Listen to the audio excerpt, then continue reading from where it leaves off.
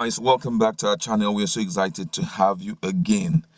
The radio station that hosted Dr. Obadiah Mailafia, former presidential aspirant and also former director in CBN, has been fined 5 million naira. Don't forget that fairly recently that the Minister of Information and Culture came out to tell Nigerians that they have reviewed the NBC, call it constitution, they have reviewed everything, and one of the punitive measure for some stuff, some mistakes that will be done by Broadcasting Corporation will be suspension of their license or payment. Before now it was 500k for hate speech, but right now they have pushed it up to 5 million naira. Quite shocking. And right now, Nigerians are really talking. But however, let's look at the news before we go into further discussion. And the news have it that the National Broadcasting Commission has fined the radio station Nigerian Info 5 million naira for a recent comment made by a former deputy governor of the Central Bank of Nigeria, Dr. Obadiah Mailafia. This was contained in a statement signed by the NBC management on Thursday titled "The National Broadcasting Commission fined Nigerian Info 99.3 for unprofessional broadcast." It was earlier reported that the commission recently unveiled its review broadcasting code in Lagos and raised the fine for hate speech from 500,000 naira to 5 million naira. Mailafia was interviewed on Monday during one of the station's program, Morning Crossfire. He had talked on the killing in southern Kaduna. One of the parts of the northwest region was hit by banditry. Some of us also have our intelligence network. I have met with some of the bandits. We have met with some of their high commanders, one or two who have repented. They have sat down with us not once, not twice. Those were some of the words said by Dr. Obadiah when he was being interviewed. He further said that they told us that one of the northern governors is the commander of Boko Haram in Nigeria. Boko Haram and the bandits are one and the same. They have a sophisticated network. During this lockdown, their planes were moving up and down as if it was no lockdown. They were moving ammunition, moving money, and distributing them across different parts of the country. The former presidential candidate of the African Democratic Congress said during the program. And some few hours after, he was later invited by the Department of State Services in Jos on Wednesday and was grilled for 6 hours. Reacting to Thursday, the NBC said, reacting on Thursday, the NBC said the National Broadcasting Commission has noted with grave concern the unprofessional conduct of Nigeria Info 99.3 FM Lagos in the handling of the program Morning Crossfire aired on August 10, 2020 between 8:30 a.m. and 9 o'clock. The station provided its platform for the guest, Dr. Mailafia Obadiah, to promote unverifiable and inciting views that could encourage or incite to crime and lead to public disorder. Dr. Mailafia Obadiah's comment on the Southern Kaduna crisis were devoid of fact, and by broadcasting same to the public, Nigeria Info 99.3 FM is in violation of the following sections of the Nigeria Broadcasting Code. Section 3.11. No broadcast should encourage or incite to crime, lead to public disorder or hate, be repugnant to public feelings, or contain offensive reference to any person or organization, alive or dead, or generally be disrespectful to human dignity. Never heard that before. And the second section, section 312, broadcasting should promote human dignity. Therefore, hate speech is prohibited. Section 3.31a says that the broadcaster should ensure that any information given in a program in whatever form is accurate. And Section 3331B says that the broadcaster should ensure that all sides to any issue of public, that the broadcaster should ensure that all sides are present to any issue of public interest are equitably presented for fairness and balance. Let me read it again. It said the broadcaster should ensure that all sides to any issue of public interest are equitably presented for fairness and balance. Section 3.11.1a says broadcasters should ensure that language or scene likely to encourage or incite to crime or lead to disorder is not broadcast. Section 3.11b says no program contain anything which amount to subversion of constituted authority or compromises the unity and corporate existence of Nigeria as a sovereign state. Section 5.41f said the broadcaster shall not transmit divisive material that may threaten or compromise the indivisibility and indissolubility of Nigeria as a sovereign state. Consequently, on this provision and in line with the amendment of the 6th edition of the National Broadcasting Code, Nigeria Info 99.3 FM Lagos has been fined the sum of 5 million naira.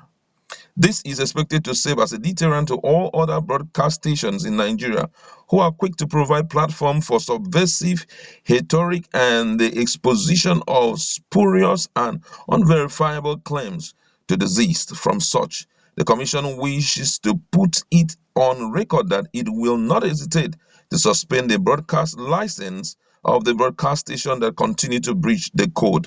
Stations are by these statements admonished to desist forthwith from airing unwholesome content or be ready to face appropriate sanctions. Wow, my colleague is in the house, and we just want to look at these and say one or two things. Now, looking at some of the issues that has been presented here being the reason for this host up, what do you have to say? All right, okay, let me frame it this way. Looking at what Dr. Obadiah said in the broadcasting station, do you think that's good enough or is enough for such punishment, against 99.3 FM? Personal opinion. Um, the broadcaster or the platform have little or no control on that issue, in the sense that Dr. Obadiah had taken full responsibility of what he said. He said that he has intelligence, which means if there's an intelligence, he alone knows what intelligence is. It's up to him now to bring out the proof of the intelligence. Now it's up to the broadcaster actually to get the hidden truth wherever it is. Wherever it is, he didn't just frame up any information. It was Dr. Obadiah that opened up and said he has such intelligence. I feel it was a bit harsh. Okay. Going by what went wrong, it was a bit harsh for NBC to slam him 5 million naira simply because we all heard it from the mouth of Dr. Obadiah himself, of which he takes full responsibility and he has refused to retract his statement, meaning he knows what he knows and probably whatever his intelligence is, he's sure of his intelligence. Okay.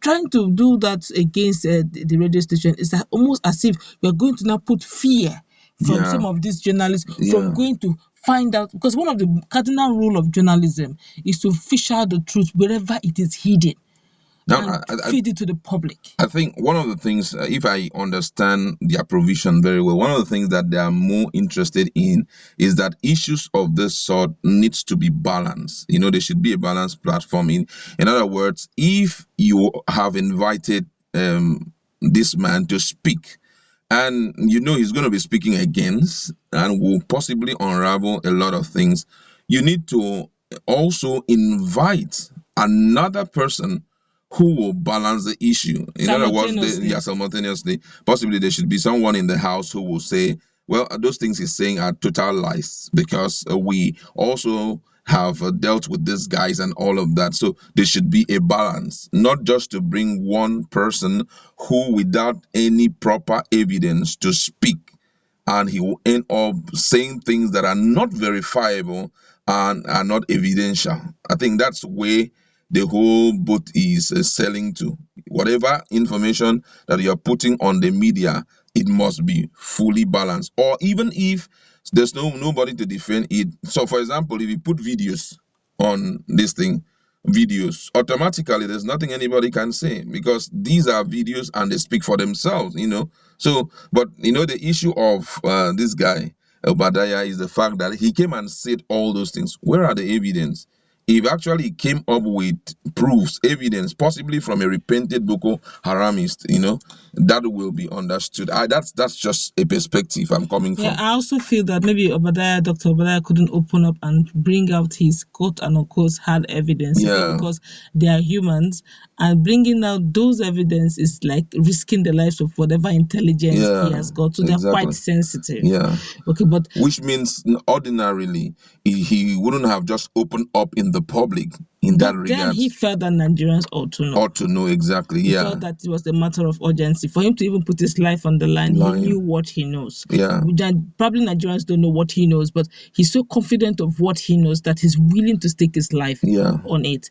Now, trying to talk about that balance, I understand the fact that sometimes in Nigeria, some of these upcoming blogs have this ability or tendency of always creating fake news and spreading Yeah. it on the platform. But I believe there should be a balance so that we don't end up gagging journalism. Yes, Okay, exactly. because if every time anybody wants to bring out the truth and the fear of 5 million slam is coming in, nobody would want to go all out and look for the truth. Yes. Because sometimes journalism is quite expensive. Investigative journalism, especially. Especially very expensive, and at the end of the day, you are being slammed for getting some information. Now, okay, let's look at this very critically. Look at the situation of the issue of Boko Haram and the issue of IDP camp. It spells a lot.